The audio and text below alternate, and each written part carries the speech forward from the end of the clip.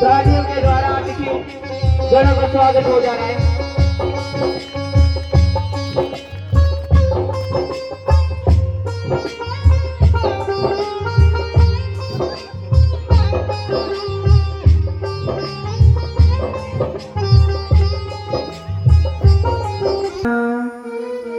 दीपो हरतु मे पापम दीप ज्योति नमोस्तुते शुभं करोतु कल्याणं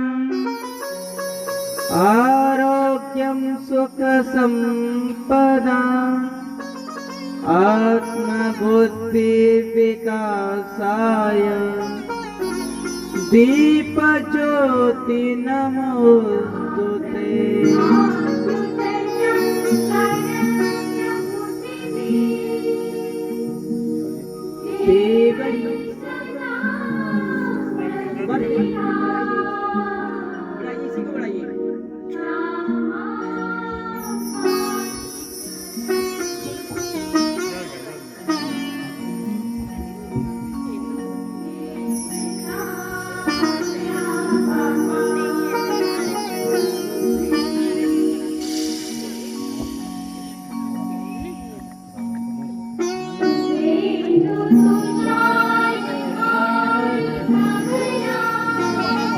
हमारे आज के मुख्य अतिथि श्री लोहारू गुलेरिया, जो कि हमारे पूर्व सैनिक भी रह चुके हैं और जिनका देव समाज में काफी बड़ा योगदान रहा है।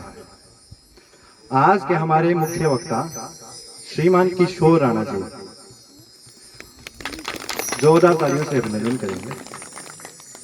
आज के हमारे जिला प्रचारक श्री आत्माराम जी, यहाँ विद्यमान खंड संचालक पांगणा सुरजन जी,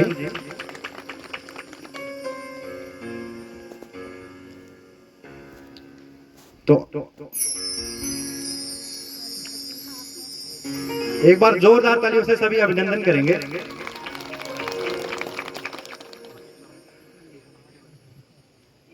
श्री लोहारू गुलेरिया जी मूलतः बठूना के निवासी, ये सब आप तो जानते ही हैं।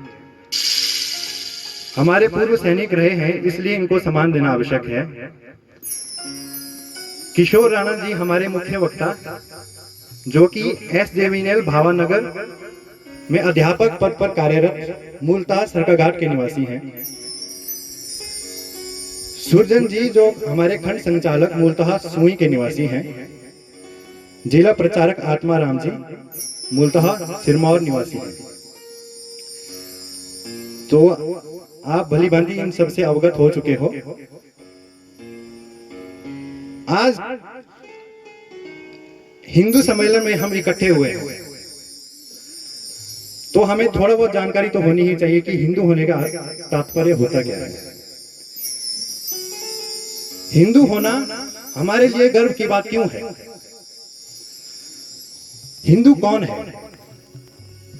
जो भी हिंदुस्तान में पैदा हुआ है वो हिंदू है।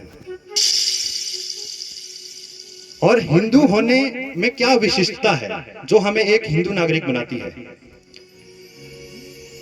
हमारी जो संस्कृति है, हमारे जो संस्कार है, हमारे जो नैतिक मूल्य हैं, वो हमें हिंदू बनाते हैं और उनकी रक्षा करना ही हमारे धर्म का दायित्व है। कहा भी जाता है धर्मो रक्षति रक्षितः, यानी कि जो धर्म की रक्षा करता है, धर्म उसकी रक्षा करता है। हिंदू सम्मेलन की आवश्यकता क्या है? वर्तमान स्थिति में और इतिहास को अगर हम थोड़ा सा जानेंगे तो कुछ ऐसी घटनाएं हुई हैं जो हिंदू धर्म को स्वीकार नहीं करते हैं। उनके द्वारा कुछ ऐसा किया गया जिसकी वजह से हिंदुओं को वहां से भागना पड़ा था। और वर्तमान स्थिति में हम अपने आसपास देखते हैं लोग गौ मांस का सेवन करने लगे हैं। हालांकि इसमें हिंदुओं का जो रेशो है वो बहुत ही कम है, लेकिन जो विदेशी संस्कृति है उसकी वजह से हमारे धर्म पर बुरा प्रभाव पड़ रहा है। संतों तथा शास्त्रों का अपमान होता रहता है। अक्सर हम देखते हैं कोई ना कोई वेब सीरीज, टीवी, मूवीज कुछ ऐसी बन रही हैं बॉलीवुड में जिसकी वजह से हमारे संतों और शास्त्रों का निरादर हो रहा है, सॉफ्ट पॉइजनिंग हो रही है, धीमा जहर दिया जा रहा है। ऐसी बातें जो हमारे संतों और शास्त्रों का अपमान कर रही है और हम उनको स्वीकार भी कर रहे हैं, तो ये बड़ा निंदनीय विषय है। विदेशी संस्कृति जो हम आज अपनाने लगे हैं, अंग्रेजों की गुलामी जो 1947 में हमने कहा कि समाप्त हो गई, लेकिन उसके बाद भी हम उनके आज भी थोड़े बहुत गुलाम ही हैं। वो गुलामी हमें अपने देश से निकालनी है। तो ये कुछ ऐसे घटक हैं जो आंतरिक घटक हैं और इसकी वजह से हमारा जो हिंदू एकीकरण है वो भंग हो रहा है। इसी की वजह से हम पहले भी एक बार गुलाम बन चुके हैं। आज इसकी आवश्यकता है कि हम इकट्ठे मिलकर अपनी संस्कृति को पहचाने, अपनी सभ्यता को पहचाने और हिंदू होने के मतलब को जाने। संस्कृत भाषा जो कि एक आम बोलचाल की भाषा हुआ करती थी, लेकिन आज के समय में उसको पढ़ना भी ऐसा लगता है कि बहुत मुश्किल काम है।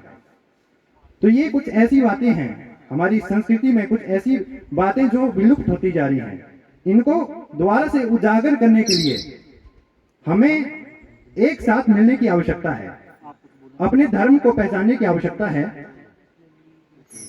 और अपनी संस्कृति की रक्षा करने की आवश्यकता है। इसमें हम युवा लोग अपना योगदान दे सकते हैं और सभी को इसके बारे में अवगत कराकर हिंदू को एक साथ जगाने का काम कर सकते हैं, ताकि हम गर्व से कह सके कि हम हिंदू हैं।